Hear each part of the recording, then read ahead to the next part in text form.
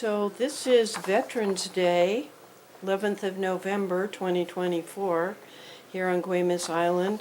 And I'm speaking with Dennis Wyatt. Dennis, tell me about your military service. I was in the Army, and I was in the MPs, and I was spent 3 years in the Army, a tad bit more than 3 years, and joined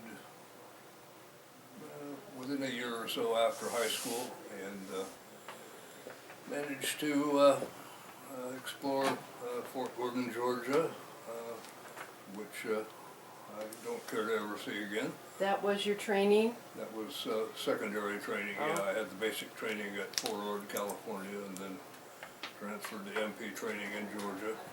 Oh boy. Yeah.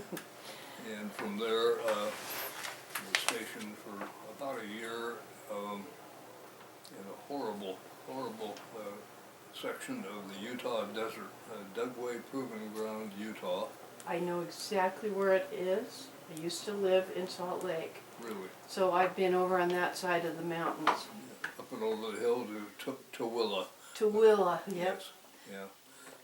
I know you've been there now because that's a trick word like Puyallup and Sequim. Really, yeah. Yeah.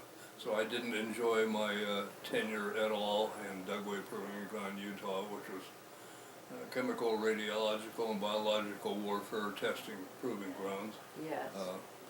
So I was delighted to be transferred to Germany. And what year was it that you first enlisted? Or were you drafted? I don't know. Oh, I enlisted. I enlisted in 1960. Okay. And I got out in early 1963. Okay. And so I spent a great deal of time in southwest Germany, very close to the French border. So that would be like the Schwarzwald, the Black Forest? No, that would be further east. I was, Bavaria? no, Bavaria was further east. I was closer to the coast. Oh, okay, yeah. It was an area south of Kaiserslautern. Oh, okay, yeah. And about halfway between Kaiserslautern and Saarbrücken, France. And it was a ammunition depot, which was reclaimed from the Nazis. It had been an underground ammunition storage depot, and it covered probably literally thousands of acres. Wow. All forested. Wow.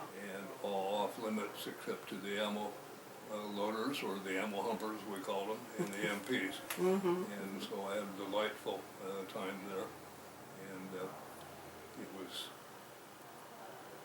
the military police had control of the garrison itself and of the interior of the old ammo depot, and the outside was foot patrolled and motor vehicle patrolled by civilian refugees.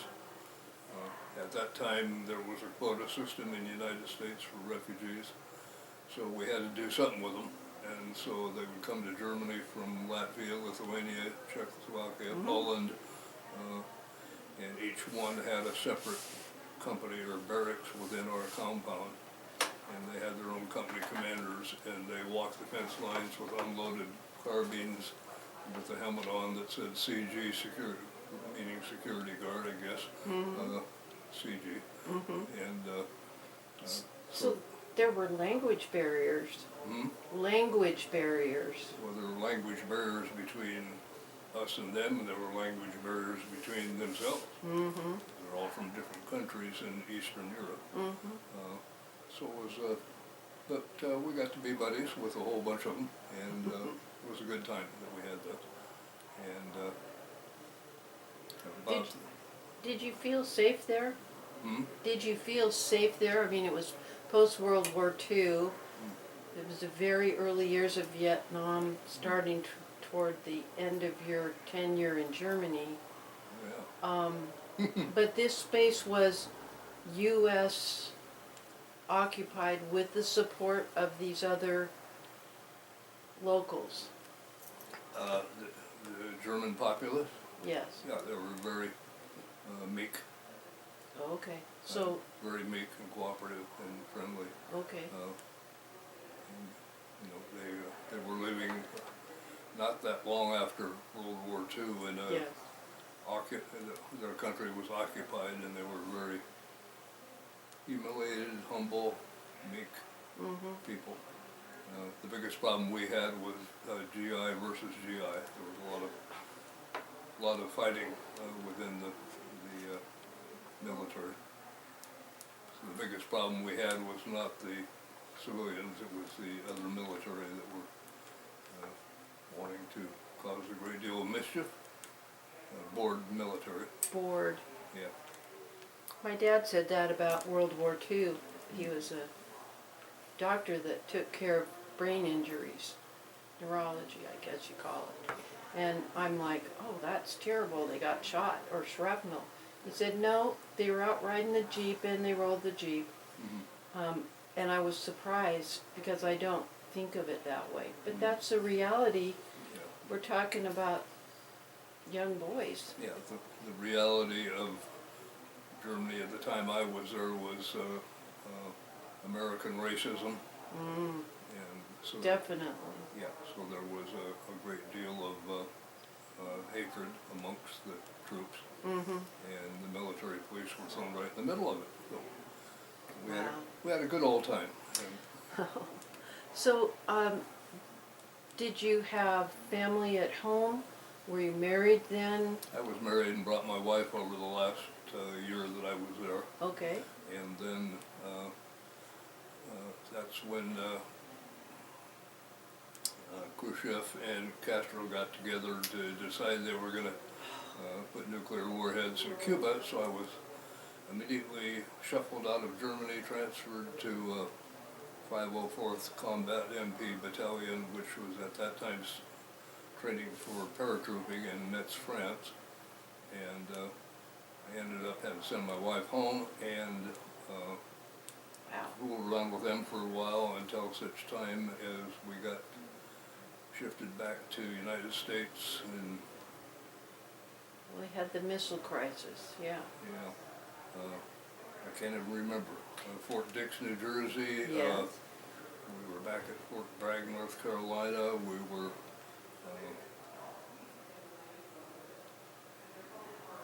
one other spot for such a brief period of time I can hardly even remember. We hardly had time to unpack. That situation was resolved, and we all ended up, I spent my last horrible 6 months in the Army in Fort Lewis, Washington. Oh, now had you been in the Pacific Northwest before? I grew up in Seattle. Oh, you did? So the last place I wanted to be was home. Oh. In the early days of Seattle, well, not the earliest days, my dad moved here when he was 8. So I was about 9, just before the stock market crashed in the late 20s. And they lived up on Queen Anne Hill in various rental apartments. Where did you live in Seattle before? In Seattle? Queen Anne Hill on 14th Wood. Okay. So that's over Magnolia Bluff, that's really Madrona's, toward that side of the... Yeah, we're very close to Inter Bay and not Yes. too far from the Ballard Bridge. Absolutely. That's where I grew up. Yes.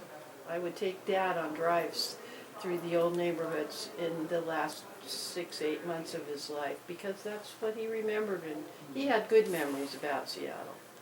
Oh, I do too. Seattle was they call it the biggest little town in the world. It's a safe place. You know, little kids could get on the bus and go downtown Seattle and go to the matinees, and it was a very safe place. Yeah. Parents never worried about us being kids downtown. Well, it was different in my generation, a little bit. We still had freedom, like you're talking about, but it was, we had to be within sight of home, and when the lights came on, the street lights came on, we better be home. That was Mom's rule. So if you lived on Queen Anne Hill, you knew about the counterbalance to get up Queen Anne Avenue. I used to race hot rods up and down counterbalance, It's like, and roll them and wreck them, and I believe it. mhm, Oh, jeez. that was our drag strip. Oh my gosh, it's practically a total vertical drop. Well, it's perfect when you're airborne, all four tires Oh. off the ground. Oh my gosh. I know every street and every alley on Queen Anne Hill. I believe it. Wow.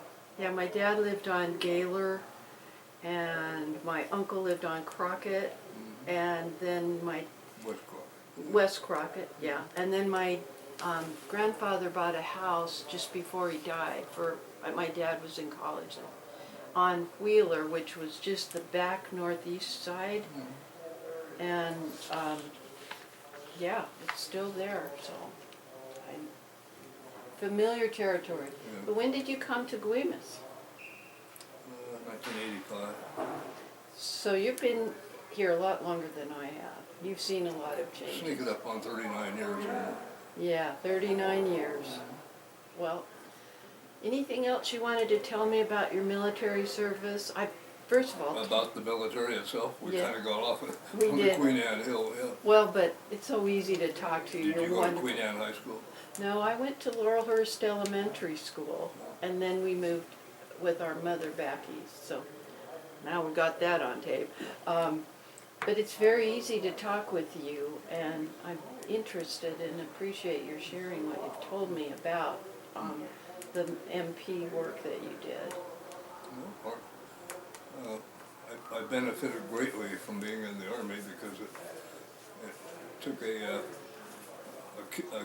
snot-nosed kid, a hot rodder that didn't know exactly what he wanted to do with life, and ended up teaching me a few lessons, and I was able to go to college on the GI Bill, Good.